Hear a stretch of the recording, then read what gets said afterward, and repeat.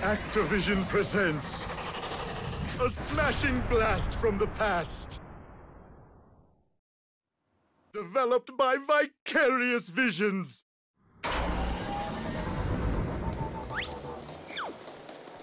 It's Crash Bandicoot! Oh my god, I've been waiting for this for so long. Hey everyone, how's it going? Welcome to today's quick look at Crash Bandicoot and Sane Trilogy. Not a remaster of the old PS1 Crash games. They did not have the source code to work with. It's a full remake. I have such a deep well of love for Crash, and it's back, and that makes me happier than you can imagine. What we're going to do today is play a level from each game. There's Crash 1, Crash 2, and Warped in this collection. So we're going to sample a level or two from all of them, starting with Crash 1.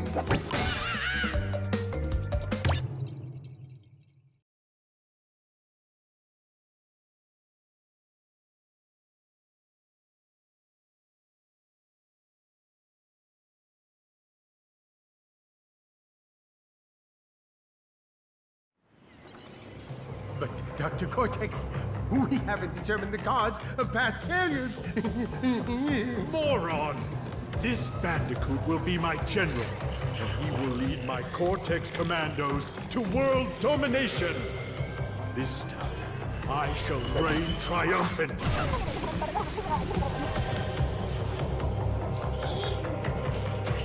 We are closer than ever before. Quickly, into the vortex. Dr. Cortex, the vortex is not ready. We have no idea what it could do.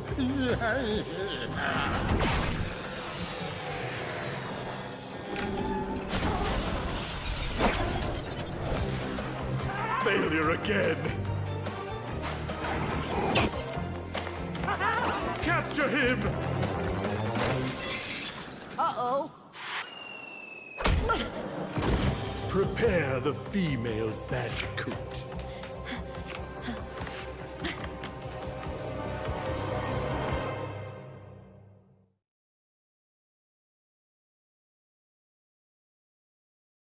That was a shot-for-shot remake of the original intro to Crash 1.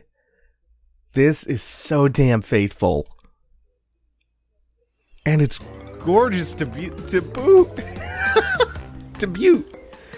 Oh man, I'm so happy. I'm like giddy. Crash was the platformer on PlayStation back in the day, and so for years and years, people would ask, are we ever gonna get Crash again? Are we ever gonna see Crash again? And it showed up in Skylanders. It kind of looked like an abomination. People thought, oh, that's it. Fuck. Naughty Dog didn't want to do these, like, cartoony, stylized games anymore. There were licensing issues abound. The rights to Crash got sold at some point to Activision. Wait, did they own it all? I don't remember. But, like, licensing issues themselves were, like, a big point of contention. And there was also this pushback of nobody actually likes Crash or wants it back. It's just a big nostalgia trip. It's just rose-tinted glasses. Crash wouldn't sell. And that's all horseshit.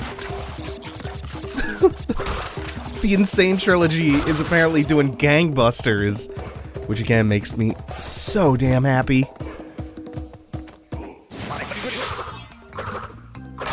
Oops. The collision's a little more stubby. Dude, even down to individual sound effects, musical scores, like I know they redid the score, but they didn't just replace the music whole cloth. It's, again, very faithful. Oh, this is so good. I'm glad we're starting off with Crash 1 as well, because this is the most recent one that I replayed. I think I streamed Crash 1 on the PS1 just, what, like last year? Sometime in the middle of the year in 2016. We're gonna do one more level from Crash 1, Jungle Rollers. just to get an even better feel, because the opening level of Crash 1 feels a little bit stunted. I mean, it always has. It's essentially the tutorial level.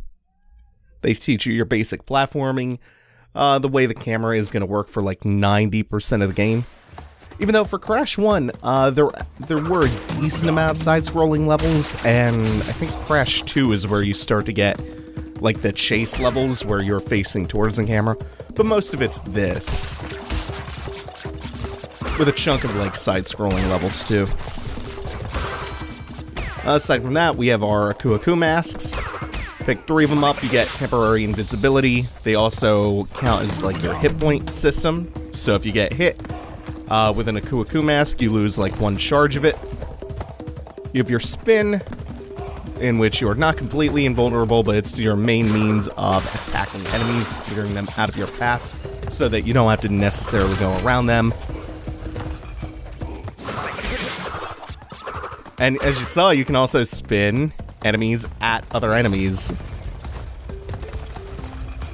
Oh, this is... You see what they want you to do is really precisely spin jump that extra life in the middle of the crates, but it's sandwiched between 2 TNT crates. TNT crates, if you jump on them, it starts a countdown timer and they explode after a couple of seconds. If you just spin them, they explode immediately and kill you. And this is a bonus stage. This first bonus stage of the game is the most simple and basic of them all. It's our first gameplay look at Tawna. I think it's her name, Tanya or Tawna. Oh, I don't actually remember. Crash's, like, love interest of the game, I guess? Then you get his sister, Coco, later in Crash 2, I want to say. Oh man, it's all flooding back. Just such a pleasure. So I know they tweaked Crash 1 a bit. Crash 1 is notoriously brutal among the good Crash games. I think Vicarious Visions added more checkpoints and this Resident Evil 4 style dynamic difficulty that was originally introduced in 2. But Crash 1, faithful, feels good. I'm happy. We're going to move on to Crash Bandicoot 2 now.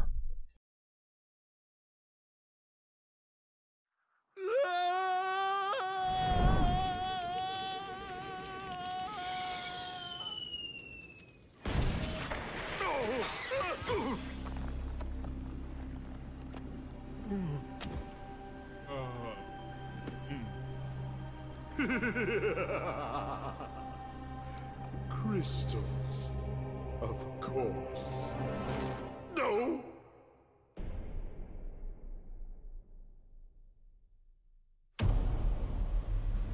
But Dr. Cortex, to reach full power, we need not only your Master Crystal, but also the remaining 25 slave crystals from the surface.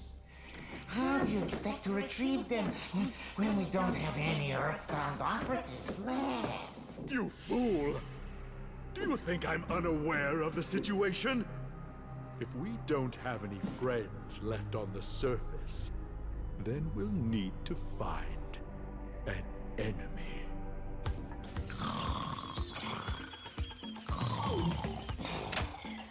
Crash!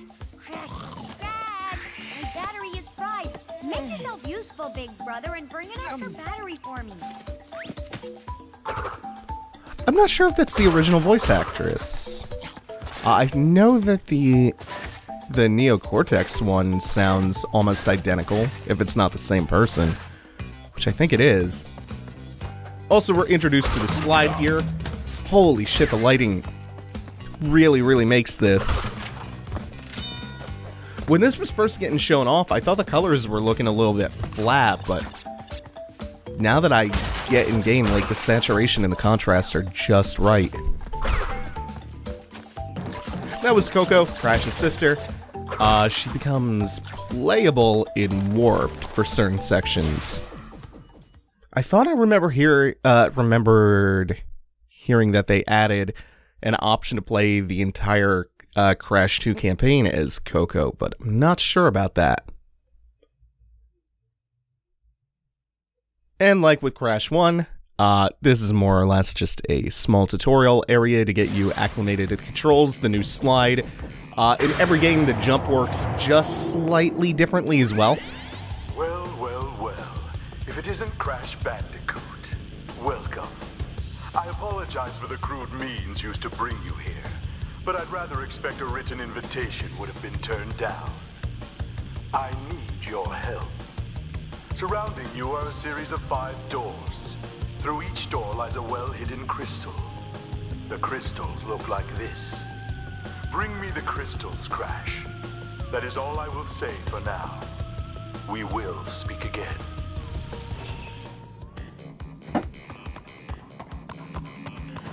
Oh, I just need to hear that hub room music again. The warp room.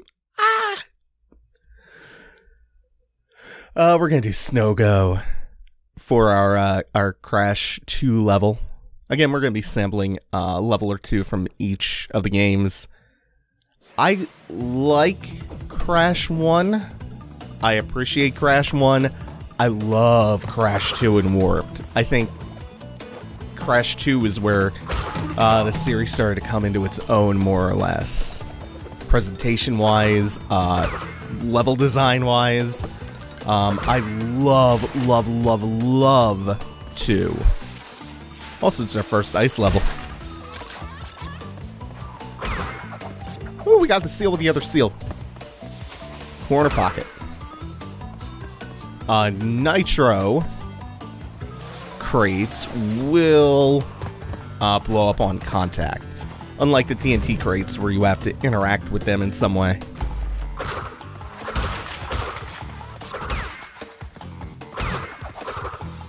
No. That's gonna take away a charge of the Aku Aku.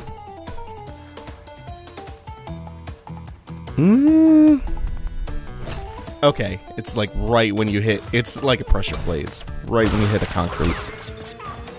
Wonder if I can, nope, I can't. I was gonna say, I wonder if I could sprint it.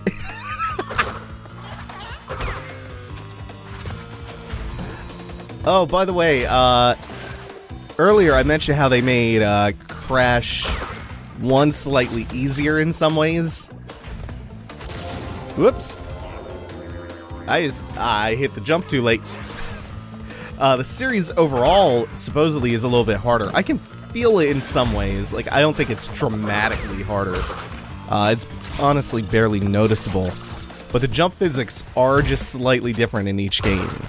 But one universal change that they made is that you fall faster now after you release the jump. So something about the jump is just different. And it's that.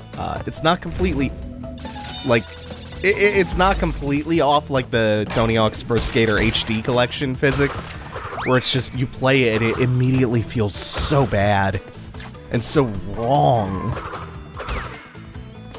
But it's different enough that it makes a lot of jumps more precise than they used to be.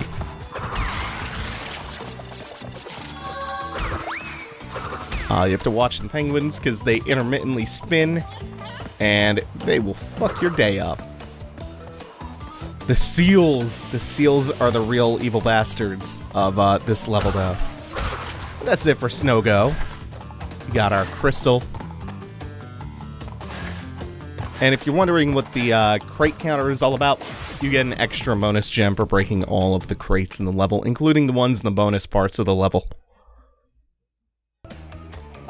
Okay, so we're on to Crash Bandicoot Warped, which is the 3rd game. We're gonna do something a little bit different. Uka Uka and Cortex want Tiny get crystals and bring them to Big Colosseum in Rome. Crash! Leave them for Tiny, or Crash get crushed! What we're gonna do for Warped is we're gonna do one stage like usual, and then we're gonna finish this quick look off with a boss fight against Tiny the Tiger, who's a recurring boss in the series. This is Orient Express. it's our first, like, I want to call it a vehicle level, but it's an animal riding section. It's also the first time that Coco is playable. There's another Coco level in the first stage of Warped. It's the wave bike level. But this is a lot more fun. Plus, the animations for the tiger are adorable. So you can hold, circle down, and you will move. Ooh, shit. Forgot you can't clip that. You'll move and increase speed for the whole time. It's worth it for that death animation, man. It's so cute. Aside from that, you have the jump. That's really mechanically it. These levels I remember being quite tough. Oop, I didn't hold it long enough. You can also get a lot of extra distance and height on the jump, jumping out of a run like that. Whew, and that. Oh, it's... Damn, what level first plays Whole Hog and Hog Wild? I don't think we're gonna hear that. It's like my favorite song in the whole soundtrack. We're not gonna hear that in the quick look. And the Insane Trilogy version of Whole Hog is even better than the original. Oh shit, I'm splatting all over the place. I think I might have to slow it down a little. I do have to jump you. Yeah, I do have to slow this down just a bit. I don't have the old muscle memory to speedrun this. Oh yeah, there are the speedrun challenges now. Or did they add those in? No, they added those in 2, but they expanded upon the time trials. Holy shit, I'm fucking up around the clock. They expanded on the time trials in Warped here, to where you get the multicolored bronze, silver, and gold onks. Some of those are tough too. I'm on like cloud 9 right now. I'm so happy. Oh, I thought I wasn't making that. Oh, and it was right near the end too. I'm back and forth on whether or not I like 2 or Warped more. I'm leaning towards Warped nowadays, but 2 is just... 2 has that nostalgia going for it. I think I'm more nostalgic for 2. These memories of just playing it all day, taking off from school when I had the chicken pox. Oh, man.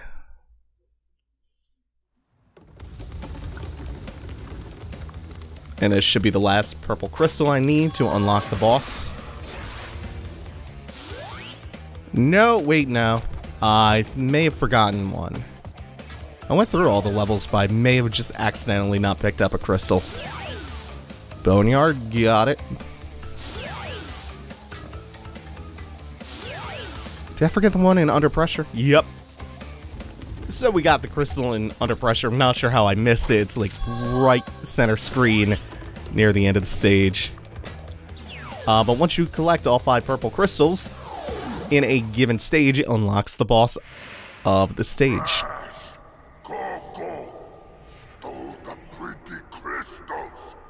Tiny, take them back in Gladiator Arena.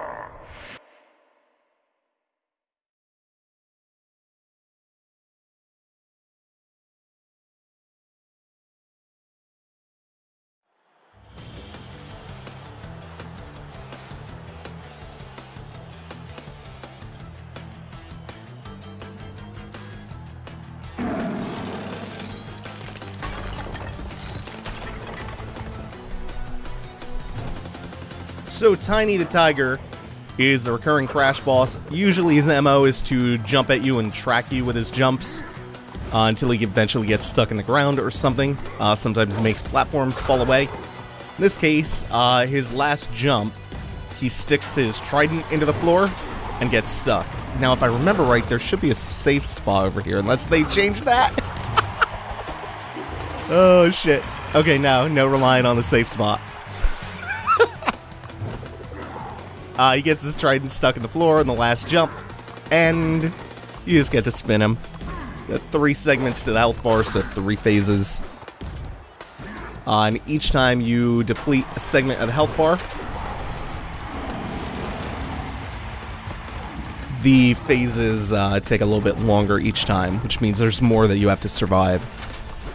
This part, even if this does take longer, it's still very, very easy. You just run back and forth. You're really in no danger there. I think the lion phase also lasts longer now. And this is significantly more dangerous than Tiny himself. Oh, Tiny and Tiger is employing lions to help. And every time you beat a level boss, you gain a new ability. In this case, it's going to be the Super Belly Flop. Oh, I don't remember them throwing tomatoes at him before. That might just be a lapse in my memory, but I think that might be a new detail. So let's check the Supercharged Body Slam. Hey, creates a little ripple. And that is our quick look at the Insane Trilogy. Dude, it's so faithful. It's so good. I'm very happy with it. Thanks for watching, everyone. Take it easy. Have a good one.